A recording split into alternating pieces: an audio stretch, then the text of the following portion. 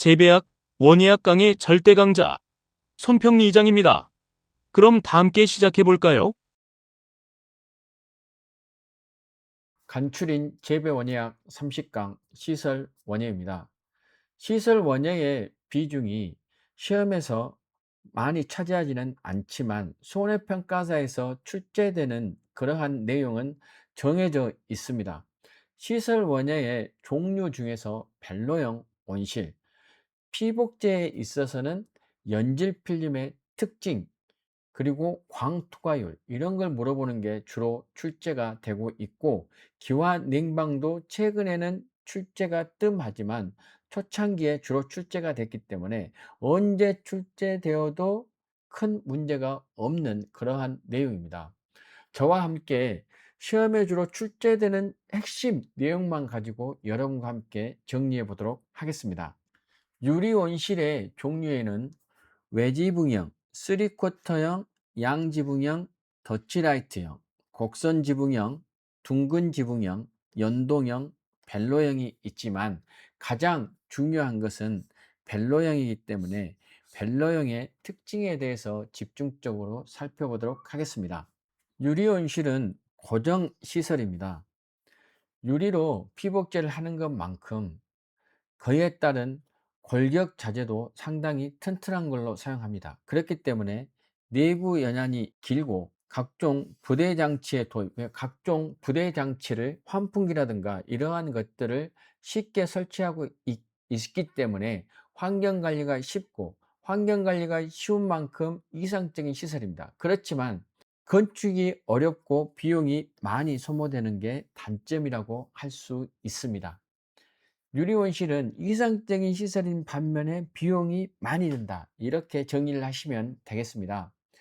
외지붕형 온실에 대해서 살펴보도록 하겠습니다. 외지붕형 온실은 말 그대로 지붕이 한쪽에만 있습니다. 지붕이 한쪽에만 있기 때문에 빛을 최대한 많이 받아야 하기 때문에 동서동에 설치를 합니다.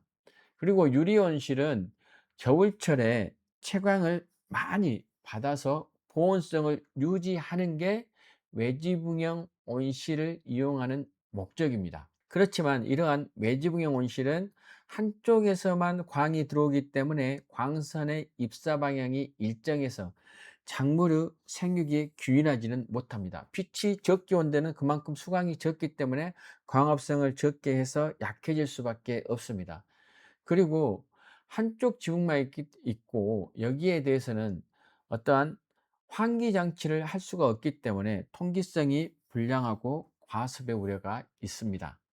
3쿼터형 온실은 이걸 영어를 다시 표현하면 4분의 3인데, 이 같은 경우는 지붕이 한쪽은 길고 한쪽은 짧은 이러한 형태입니다. 그리고 이 또한 겨울에 빛을 많이 받아서 보온성을 유지하고 그 사이에 고온성 작물을 재배하는 데 적합하기 때문에 3쿼터형 온실을 이용하는데 주로 멜론 재배에 많이 이용을 합니다. 겨울에 채광량을 높이려면 동서동 방향으로 설치를 해야 되기 때문에 3쿼터형도 동서동으로 설치를 합니다.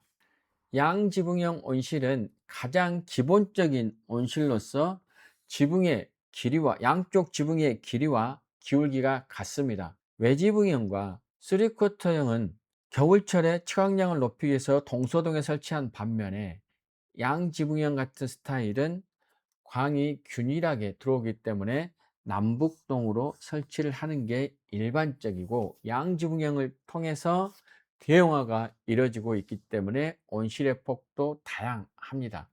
장점으로는 광환경이 균일하고 통풍이 양호한 장점이 있지만, 온실의 폭이 넓으면 넓을수록 지붕의 길이가 길어지기 때문에 눈 피해가 발생할 수 있습니다. 그래서 적설에 의한 피해가 우려되는 단점이 있습니다. 양지붕형 온실 종류 중에 하나인 더치라이트형 온실과 곡선 지붕형 온실에 대해서 살펴보도록 하겠습니다. 더치라이트형 온실은 측면을 수직으로 세우지 않고 풍압을 낮춰 구조 강도를 높이기 위해서 측면을 약간 바깥쪽으로 경사지게 만든 것입니다. 곡선 지붕형은 곡선으로 외관을 좋게 꾸민다. 이 정도만 알아두시면 되겠습니다. 더치라이트형은 측면을 바깥쪽으로 경사지게 한다는 것, 그래서 구조적 강도를 강화한 게 더치라이트형입니다. 더치라이트형과 관련해서는 시설 원예 기사에서 빈번하게 출제가 되기 때문에 정확한 정의를 알아두시면 되겠습니다. 가장 중요한 게 측면을 수직으로 세우지 않고 바깥쪽으로 약간 경사지게 한다. 이와 같은 이유는 구조 강도를 높이기 위한 것이다. 연동형 온실에 대해서 살펴보도록 하겠습니다. 연동형 온실은 양지붕형 온실을 여러 개 연결하고 그 사이에 내부의 칸막이를 제거한 겁니다. 내부의 칸막이를 제거했기 때문에 일하는데 훨씬 더 용이하고, 그만큼 작업 환경이 좋기 때문에 재배 관리가 용이합니다. 그리고 시설비를 줄일 수 있고, 여기에 대한 내부 칸막이를 줄였다는 것은 골격자재가 없어졌기 때문에 광투과율을 높일 수가 있습니다. 연동형 온실도 마찬가지로 남북동으로 설치를 하고 단동 양지붕형에 비해서 풍압과 방열 면적을 줄이면서 온실 면적을 크게 확대시킬 수가 있습니다. 연동 온실의 장점은 보온성이 우수하고 시설비가 절감되고 재배 관리가 용이하기 때문에 규모가 대규모로 시설 재배하는데 많이 이용되고 있습니다. 그렇지만 단점, 연동형 온실의 단점이 많이 출제가 되고 있습니다. 단점으로는 광분포가 불균일하고 환기가 잘 되지 않으며 적설의 피해를 받기 쉬운 게 연동형 온실의 특징이라고 할 수 있겠습니다. 벨로형 온실에 대해서 살펴보도록 하겠습니다. 벨로형 온실은 시설 원예기사든 손해평가사든 시설 원예에서 시설의 종류를 물어볼 때 벨로형 온실이 가장 많이 출제가 되고 답일 확률이 높습니다. 벨로형 온실은 연동형 온실의 결점을 보완한 건데, 이거 같은 경우는 광분포가 불균일하고 이걸 없애기 위해서 처마를 높이고 폭을 좁혀서 양지붕형 온실을 연결한 형태인데, 이렇게 함으로 인해서 석가래의 간격을 넓힐 수가 있어서 시설비가 절약되고, 철골 구조가 그만큼 설치가 되지 않기 때문에 골격자재가 적어지면서 골격률이 감소하고, 골격률이 감소하면 시설비가 줄어들 수가 있고, 또 이 자재들이 햇빛을 차단하는 것을 막기 때문에 투각률이 향상될 수 있습니다. 골격률이 낮으면 뼈대가 그만큼 없기 때문에 피복제를 단단하게 해야 돼서 판유리를 일반 온실 같은 경우는 4mm를 사용하지만 벨로형 온실에서는 5mm의 두꺼운 판유리를 사용한다는 것도 벨로형 온실의 특징입니다. 벨로형 온실은 또 과체류 재배에 적합한데 주로 토마토나 파프리카를 많이 재배를 합니다. 파프리카를 다른 말로 표현하면 착색 단고추라고 한다는 것도 참고로 알아주시기 바랍니다. 그래서 벨로형 온실은 처마가 높고 폭이 좁은 양지붕형 온실을 연결한 형태로 골격률이 감소하고 투각률이 좋아졌다, 이러면 벨로형 온실이다, 이렇게 생각하시면 되겠습니다. 그래서 시설의 종류에 대해서 문제가 나오면 거의 벨로형 온실이 정답입니다. 플라스틱 하우스는 일종의 우리가 말하는 비닐 온실인데, 여기에 종류에는 지붕형, 터널형, 아치형이 있습니다. 출제 비중이 낮고 지금까지 출제되지 않았기 때문에 이 부분은 제가 여러분께 업로드해 드리는 교환을 한 번씩 읽어보시면 되겠습니다. 기타의 종류로는 에어하우스, 팔레트하우스, 비가림하우스, 그리고 보온성을 높이는 수막하우스 정도가 있는데, 에어하우스는 에어라는 것 자체에서 하우스 형태를 공기로 만든다, 이렇게 생각하시면 기초 피복제 두 겹으로 만들어서 그 피복제 사이에 공기를 불어넣어서 그 공기압으로 하우스 형태를 유지하는 건데, 그 사이에 공기층이 있기 때문에 보온성을 크게 높일 수 있는 게 에어하우스입니다. 펠레트 하우스도 보온성을 높이는 건데, 이거 같은 경우는 스티로폼을 이용한다고 보시면 되겠습니다. 그러니까 결국 시설의 지붕과 벽에 공간이 있어야 그 사이에 발포된 폴리스티렌립인데, 폴리스티렌립을 다른 말로 말하면 스티로폴입니다. 이러한 이중 구조로 만들고 그 안에 발포 폴리스티렌립, 쉽게 말해서 스티로폼을 야간에 거기에 넣어서 보온효율을 높이는 게 펠레트 하우스입니다. 펠레트 하우스는 이중 구조로 되고 야간에 그 안에 스티로폼을 넣어서 보온을 높이기 위해서 만든 하우스다. 펠레트 하우스. 비가림 하우스는 손해평가사들이 반드시 알고 있어야 될 하우스 중에 하나입니다. 포도나 대추 같은 게 비가림 하우스인데, 손해평가사에서 말하는 비가림 하우스는 우산형 비가림 하우스입니다. 보통 자연 강우를 차단하기 위해서 그 천장에 비닐을 씌워서 만든 그러한 시설이 비가림 하우스입니다. 수막 하우스는 물숫자입니다. 얇게 물로써 막을 형성해서 보온을 유지하는 건데, 이거 같은 경우는 하우스를 두 개로 해서 그 안쪽에 있는 하우스 지붕에 호스를 설치해서 야간이 되면 14도에서 16도 되는 지하수를 끌어올려서 야간에 하우스 내 온도가 저하되는 것을 막아줍니다. 야간에 온도가 저하되면 작물 생육에 지장을 주는 경우가 많기 때문에 겨울철에 야간에 물을 뿌려서 수막 형성해서 보온성을 높이는 게 수막 하우스입니다.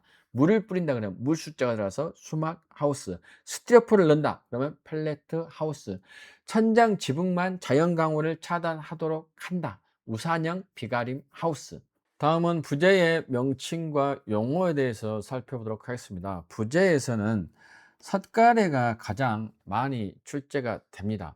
삿가래는 지붕 위에 하중을 지탱하고 있는 이 사제라는 것은 경사지게 된 그러한 자재인데, 이거 같은 경우는 중간에 지붕을 지탱하고 있으면 중간중간에 또 받쳐주는 수평재가 있어야 하는데, 그게 바로 왕돌이, 중돌이, 갓돌이입니다. 중돌이는 중간중간에 석가래를 받치는 수평재이고, 왕돌이는 대들보락에서 용마루 위에 놓이는 수평재고, 용마루는 온실의 가장 꼭대기 중심에 석가래들이 모이는 곳이 바로 용마루라고 보시면 되겠습니다. 갓돌이는 처마돌이라고도 하는데, 이것은 층벽의 기둥 상단에 연결한 수평재로 석가래의 하단을 떠받치는 역할을 합니다. 그럴 때 결국 석가래는 왕돌이, 중돌이, 갓돌이 위에 걸쳐져서 고정되어 있는 사재입니다. 보는 기둥의 수직 방향 수평재, 기둥을 세우고 그 연결한 게 보가 되겠습니다.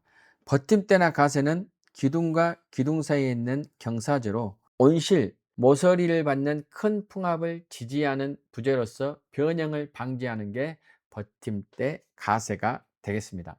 기둥은 지붕의 하중을 담당하는 수직재이고, 기둥 사이사이에 있는 기둥을 셋기둥이라고 보시면 되겠습니다. 용어 중에 동고와 축고가 있는데, 이게 혼동이 많이 됩니다. 가장 쉬운 방법은, 동고라는 것은 한 동, 두 동, 그래서 집의 실제 높이를 동고라고 보시면 되고, 축고는 측면, 어깨까지의 높이가 축고라고 보시면 되겠습니다. 그러면 동고는 지면 바닥에서부터 온실의 가장 꼭대기에 놓여 있는 용마루까지의 높이, 온실의 실제 높이가 동고가 되겠고, 축고는 어깨까지 높이니까 지붕에서 어깨라는 것은 처마가 머리라고 보고 그 옆에까지 처마까지의 높이니까 지면에서 지붕이 시작되는 처마까지 그 지점을 축고라고 보시면 되겠습니다. 그래서 기둥과 처마가 만나는 어깨 부분까지의 수직거리가 축고가 되겠습니다. 참고로 강고는 기둥의 높이라고 보시면 되겠습니다. 그래서 기둥 한 칸 사이의 높이를 강고라고 보시면 되고, 헝고라는 것은, 제가 헝고를 써놓은 이유는 뭐냐 그러면, 헝고도 종종 선지에 출제가 됩니다. 이 같은 경우는 처마 끝이 보통 시작되지만, 처마가 한옥 같은 경우는 위로 들려져 있는 경우가 있습니다. 그래서 그 처마 끝까지 지면에서 처마 끝까지의 높이가 흥고가 되겠습니다. 석가래는 지붕의 하중을 떠받치고 있는 사제, 경사로 이렇게 있는 거라고 보시면 됩니다. 벨로형 온실에서는 석가래의 간격이 이만큼이지만 석가래의 간격을 더 높일 수가 있기 때문에 시설비를 줄일 수 있고 골격률이 낮기 때문에 투각률이 좋아진다고 보시면 되겠습니다. 지붕 위에 수평지로 놓여 있는 이것이 왕도리가 되고 중간중간에 이렇게 놓여 있는 이것이 중도리가 되겠습니다. 지붕이 만나는 측면에 기둥들이 만나는 그 위에 얹어져 있는 것이 갓돌이, 처마돌이라고 합니다. 그래서 왕돌이, 중돌이, 갓돌이 위에 걸쳐져 있는 이것이 석가래가 되겠고, 기둥과 기둥 사이에 있는 이러한 기둥이 셋 기둥이라고 보시면 되고, 기둥과 기둥을 연결하는 수평, 여기서 보이는 것은 수평이지만 이 기둥과는 수직으로 놓여 있는 이것을 보라고 보시면 되겠습니다. 동고와 축고는 지면 바닥에서 지붕의 꼭대기인 용마루까지의 높이가 동고, 실제의 온실 높이가 동고가 되겠고, 지면에서 처마까지의 높이가 축고가 되겠습니다. 그래서 동고와 축고도 잘 구분해 주시기 바랍니다. 시설 자재에는 골격 자재와 피복재가 주를 이루고 있습니다. 골격 자재는 죽재, 대나무, 목재, 나무, 철재, 경합근재인데, 죽재와 목재는 지금 거의 사용되지 않고 철재와 경합금재가 주로 사용되고 있습니다. 경합금재는 내부식성이 강하고, 그러니까 부식되지 않고 가벼워서 다루기가 쉽고 시설 내의 여러 가지 악조건에서 잘 견딥니다. 골격률을 크게 낮추고 광투가율을 높일 수가 있습니다. 골격률을 낮춘다는 것은 석가래의 간격이나 이런 것을 넓히기 때문에 그만큼 골격자재가 적게 들고, 골격자재가 적게 들면 그만큼 빛을 차단하는 게 적어지기 때문에 광투가율을 높일 수가 있습니다. 철제보다는 강도가 다소 떨어지지만 떨어지고 값이 비싼 것이 단점이기도 합니다. 시설 자재로서 골격 자재가 갖춰야 될 가장 중요한 것은 내부익성이 강해야 하고, 그리고 골격 자재는 주로 철제와 경합금재가 요즘 주로 사용되고 있습니다. 다음 피복재에 대해서, 피복 자재에 대해서 살펴보도록 하겠습니다. 피복 자재의 구비 조건은 가장 중요한 게 높은 광투과율이고, 그리고 이걸 오랫동안 유지할 수 있어야 됩니다. 열선 투과율이 낮아야 되는데, 열선 투과율이 낮아야 식물 생육에도 유리하고 보온성을 높일 수 있습니다. 열 전도율이 낮고 보온성이 높아야 합니다. 내구성이 크고 팽창 수축이 작아야 되고 인장력과 충격이 강해야 되고, 가장 중요한 조건은 가격이 저렴해야 합니다. 결국 피복제는 광투과를 줘야 되고 보온성이 줘야 되고 충격에 강해야 되고 가격이 저렴해야 된다, 이렇게 정리할 수 있겠습니다. 피복제 종류에는 이 구분에 따라서 기초 피복과 추가 피복이 있는데, 기초 피복과 추가 피복에서 기초 피복에는 유리 온실에 사용하는 것과 플라스틱 온실, 플라스틱 하우스에 사용하는 그 피복이 있습니다. 그래서 이러한 경우는 유리 온실 같은 경우는 유리로 된 거, 판유리, 형판유리, 복층유리, 열선 흡수유리다, 이러면 유리 온실인 거고, 플라스틱 온실에서는 연질 필름이냐 경질 필름이냐가 중요합니다. 연질 필름에는 폴리에틸렌 필름, 에틸렌 아세트산 필름, 염화비닐 필름이 있고 폴리올레핀계 필름이 있는데, 시험에는 폴리에틸렌, 에틸렌 아세트산, 염화비닐 출제가 되는데, 폴리에틸렌은 PE, 에틸렌 아세트산은 EVA, 염화비닐은 PVC라는 것도 꼭 기억해 주시기 바랍니다. 경질 필름에는 경질 폴리에스테린 PET 필름과 경질 폴리염화비닐 RPVC, 그리고 불소수지 필름 또는 불소 필름 이렇게 해서 ETFE, PTFE로 얘기가 됩니다. 그래서 암기할 것은 연질 필름이 PE, EVA, PVC가 있다. 이걸 꼭 기억해 주시기 바랍니다. 경질판에는 섬유 강화판인 FRP, FRA, 이게 아크릴이냐 유리섬유로 되어 있냐에 따라서 FRP, FRA, 그리고 MMA 같은 경우는 아크릴 수지로만 된 거고, PC는 폴리카보네이트, 그리고 복층판이 경질판이 되겠습니다. 추가 피복에 있어서는 차광 피복이 가장 중요한데, 이것은 햇빛을 차단해서 일소피라든가 이런 걸 줄이는 게 차광 피복입니다. 이러한 차광 피복을 할 때는 한랭사, 부직포, 네트가 주로 차광 피복에 사용되는데, 한랭사가 가장 많이 선지에 나오고 있습니다. 연질 필름 중에 폴리에틸렌 필름 PE와 PVC, 염화비닐 필름을 비교해야 되는데, 광투가율이 가장 높은 것은 PE 필름이고, 가격이 싸다는 것도 PE 필름이고, 그렇지만 보온성이 가장 떨어지는 것도 PE 필름입니다. 가격이 싸기 때문에 가장 많이 사용되는 것도 폴리에틸렌 필름입니다. 표면에 먼지가 잘 부탁되지 않기 때문에 광투가율이 좋은 반면에, PVC는 가소제가 밖으로 나오면 먼지가 달라붙어서 점점점 더 광투가율이 떨어집니다. 폴리에틸렌 필름은 필름 상호간에 달라붙지 않아 작업이 쉽습니다. 그렇지만 PVC는 달라붙습니다. 약품에 대한 내성이 크고 가격이 싼 반면에 내구성이 작아서 수명이 짧다. 이거 같은 경우는 오래 사용하지 못한다. 내구성이 없다. 그 이유는 항장력과 신장력이 없기 때문에, 늘어나고 이런 것에 대한 이런 게 변화가 작기 때문입니다.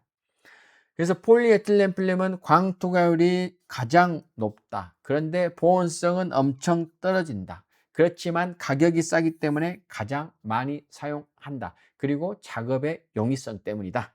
염화비닐 필름은 PVC 필름이라고도 합니다. 장파 투과율과 열 전도율이 낮다.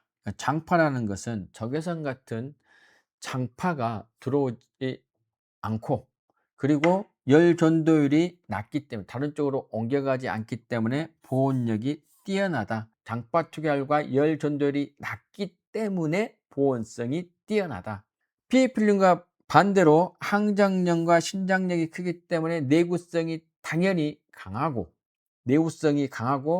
또한 화학약품 내성이 크다. 화학약품 내성이 큰 것은 PE도 마찬가지입니다. 그렇지만 얘는 필름 상호간에 달라붙어서 작업이 불편하고, 가소제가 표면에 용출되면 먼지가 달라붙기 때문에 사용 중에 점점 더 투과율이 낮아진다. 광투가 낮아진다. 그리고 가격이 비싸다. 피복제에서 알아둘 가장 중요한 게 광투과율과 그리고 보온성에 관한 겁니다. 투과율이라는 것은 가시광선 투과율인데, 기출문제에서 답을 보면 이게 어떤 때 투과율이 가장 높은 것은 PE라고 했다가, 가시광선 투과율을 순서대로 한 것을 바르게 나열한 것은 그랬는데 정답이 없었습니다. 다 맞다고 해버렸어요. 그렇지만 우리는 가시광선 투과율이 높은 것은 PE, 폴리에틸렌, EVE, 에틸렌 아세트산, PVC, 염화비닐 순이라고 이렇게 암기해 주시기 바랍니다. 이 같은 경우는 시설 원예 기사에서도 이게 정답이었거든요. 그리고 보온성, 내구성, 가격. 그러니까 내구성, 가격이 비싸고 보온성이 가장 뛰어나다는 반대가 된 거죠. 그래서 PVC, EVA, P이다. 그리고 태양광선의 파장별 투과율을 우리가 파장별 분광 투과율을 하는데, 자외선이든 가시광선이든 적외선이든 가장 많이 흡수하는 게 PE, EVA, PVC. 그래서 적외선이 많이 들어온다, 열선이 많이 들어온다 그러면 그만큼 보온력이 떨어진다. 이렇게 보시면 돼요. PVC 같은 경우는 적외선이 적게, 열선이 적게, 장파 투과율이 낮고 열전도율이 낮기 때문에 보온력이 뛰어나다. 결국 투과율이 높은 것부터 차례대로 나열하라. 그러면 PE, EVA, PVC 보온성이 높은 것부터 나열하시오. 그럼 반대로 이렇게 가시면 되겠습니다. PVC, EVA, PE다. 지금까지 기능성 연질 필름과 관해서는 한 문제가 출제됐는데 그 답이 무적 필름이었습니다. 기능성 연질 필름에는 무적 필름이 있고 광파장 변환 필름, 내우성 광합 필름, 해충 깊이 필름이 있는데 앞으로 출제된다면 무적 필름보다는 광파장 변환 필름이 출제될 가능성이 높기 때문에 이걸 한번 보도록 하겠습니다. 무적 필름은 말 그대로 없을 무자의 물방울이죠. 물방울이 맺히지 않게 한다. 물방울이 맺히면 이 물방울로 인해서 광투과율이 저하되고 병의 발생 문제가 발생하는데 이러한 물방울 맺힘을 없앤 게 무적 필름, 다 흘러내려 버린 거죠. 이유는 계면 활성제 필름의 계면 활성제를 처리하면 필름의 표면 장력이 낮춰지기 때문에, 낮춰지기 약하기 때문에 물방울이 맺히지 않는다는 거죠. 그래서 무적 필름이 있고 광파장 변환 필름은 광파장을 변환시켜서 식물 생육에 적합하도록 만들어 준 게 광파장 변환 필름입니다. 읽어보면 상당히 어려운데 결국은 파장을 바꿔서 식물이 잘 자라게 해 주는 게 광파장 변환 필름이고, 내구성 광합 필름은 내구성을 강화한다는 거죠. 여기는 불소 주지 필름이 대표적입니다. 그리고 폴리 올레핀계 필름, 해충 기피 필름은 이 또한 광파장 변환을 합니다. 그래서 광파장을 변환하거나 해충 기피제를 필름에 첨가하는 게 해충 기피 필름입니다. 그렇다면 결국 광파장 변환 필름은 해충 기피를 할 때도 사용할 수 있고 식물이 잘 자라도록 할 때도 광파장 변환 필름을 사용할 수 있다는 겁니다. 그래서 광파장 변환 필름을 좀 눈여겨 봐 주시기 바랍니다. 지금까지 시설 원예의 종류와 이 자재를 중심으로 집중적으로 공부를 했습니다.